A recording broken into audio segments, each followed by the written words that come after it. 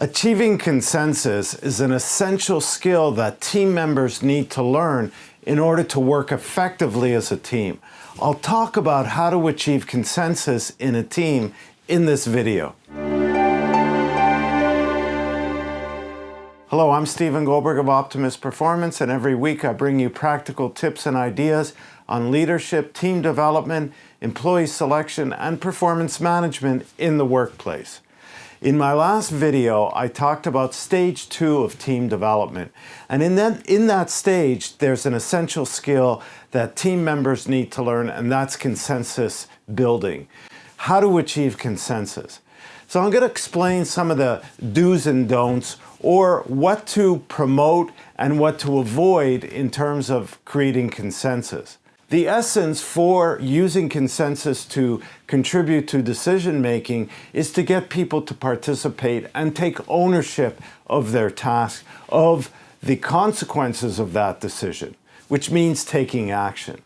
And so it's really about decision making, and when you have this consensus in a team, you have more likelihood that people will take responsibility and be accountable. Now, what I like to do in our training program, Style of Leadership and Team Development, and my team and I, when I'm leading or facilitating that in a group, is to use a nonverbal sign or nonverbal communication in order to determine if everybody's in consensus. And I ask, are you in agreement with this decision? And I ask for a thumbs up, or a thumbs down, or an in-between. That means that I'm not 100% in agreement, but I'm willing to support the decision. If you have this in consensus when you ask the question, it means you don't have consensus and you need to explore further with why. What's holding that person back, and either change the decision or come to a modification or explain further so the person understands the logic. So here are a few guidelines, what to avoid and what to seek in terms of achieving consensus. And what you want to first avoid is arguing blindly just to push your opinion. That's being controlling and is not contributing to the success of the team in terms of arriving at a decision. The second thing you want to avoid is changing your mind in order to either just finally come to consensus or to avoid conflict. The avoid conflict is the more common one, and that's more prominent with certain types of people. Now, I'll get into conflict resolution and that whole issue of conflict in an upcoming video. The other thing you want to avoid is coming to a decision or seemingly consensus through a majority vote. And that could be just raising hands or flipping a coin. That's not consensus, that's majority, and that's good for politics or bad for politics, whichever way you look at it, but that's not what consensus building is all about. So the things you want to seek is differences of opinion.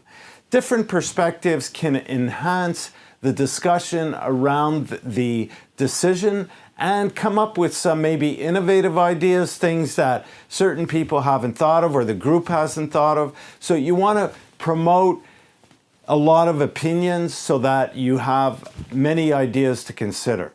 The other thing you want to look for is the most acceptable alternative for all team members. What can everybody support? And avoid what people are really against and try and push them to accept it. So look for the most acceptable option. The other thing you want to seek is participation. You want everybody to express their opinion. If people are not participating, you don't know what they're thinking. And when it comes to asking if everybody's in consensus, they may just go along to, again, avoid conflict or further discussion. So make sure that everybody participates and gives their opinion. Follow these guidelines and you'll be sure to seek consensus. Make sure that everybody in the team understands this so that the team leader, whoever's facilitating the discussion, can easily implement this. I hope these tips make sense for you and are useful in team building and arriving at consensus. Check out some of the other videos on the channel. There's one recommended for you right now. Here's also the last video on stage 2 of team development. I'll cover more of those topics and skills in upcoming videos, so subscribe if you're not already. Thanks for listening, and we'll talk again soon.